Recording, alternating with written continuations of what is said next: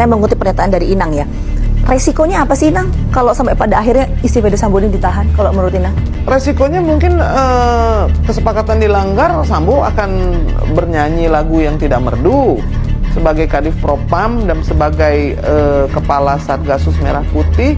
Dia punya banyak daftar, siapa saja melakukan apa, menerima apa, yang menurut saya merupakan kartu truf bagi dia.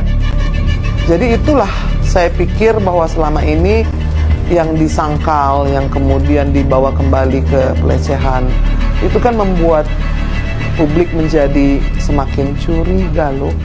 Kenapa sih kok ngotot banget untuk mindahin pelecehan seksual yang sudah di SP3 ke Magelang? Ini jangan-jangan bukan hanya peristiwa pertama. Terjadi pembunuhan, terjadi obstructions of justice, lalu kemudian semua ikut membantu untuk menutupinya. Jadi hal pelanggaran-pelanggaran yang luar biasa itu kayaknya biasa banget, iya kan? Nggak ada yang kemudian menjadi takut atau kemudian mengatakan kebenaran, kan enggak. Sampai di sidang etik pun masih tetap tidak jelas, karena kita tidak tahu siapa melakukan apa. Dibikin tidak ada suara. Kamu bisa liput nggak? Karena kita tahu banyak rahasia yang disimpan oleh Sambo. Seperti yang juga dikonfirmasi oleh Pak Mahfud, ya kan? Betapa besar kuasa Kaisar Sambo ini. Oh, ada mabes di dalam mabes, Pak Mahfud ada mengatakan mabes itu ya. Mabes, lalu juga yang beredar di luar itu tentang kekaisaran, itu kan mengkonfirmasi bahwa ya sudahlah kamu tahan saya, tapi istri saya jangan coba-coba. Kalau kamu tahan dia, saya bisa mengeluarkan rahasia atau mengatakan sesuatu yang kamu tidak ingin dengarkan. Kan bisa. Saya mengutip pernyataan dari Inang ya.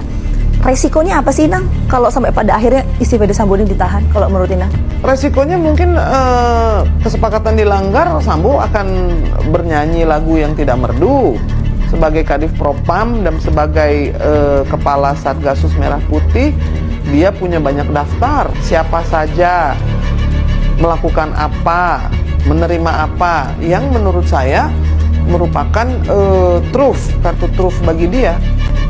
Jadi itulah saya pikir bahwa selama ini yang disangkal, yang kemudian dibawa kembali ke pelecehan, itu kan membuat publik menjadi semakin curiga loh. Kenapa sih kok ngotot banget untuk mindahin pelecehan seksual yang sudah di SP3 ke Magelang? Ini jangan-jangan bukan hanya peristiwa pertama. Terjadi pembunuhan, terjadi obstructions of justice, lalu kemudian semua ikut membantu untuk menutupinya.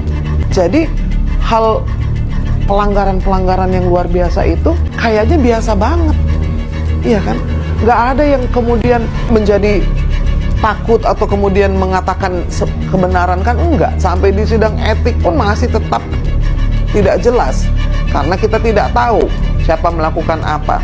Dibikin tidak ada suara. Kamu bisa liput nggak? Karena kita tahu banyak rahasia yang disimpan oleh Sambo. Seperti yang juga dikonfirmasi oleh Pak Mahfud, ya kan? Betapa besar kuasa Kaisar Sambo ini. Oh, ada mabes di dalam mabes, Pak Mahfud ada mengatakan mabes itu ya. Mabes, lalu juga yang beredar di luar itu tentang kekaisaran, itu kan mengkonfirmasi bahwa ya sudahlah kamu tahan saya, tapi istri saya jangan coba-coba. Kalau kamu tahan dia, saya bisa mengeluarkan rahasia atau mengatakan sesuatu yang kamu tidak ingin dengarkan. Kan bisa.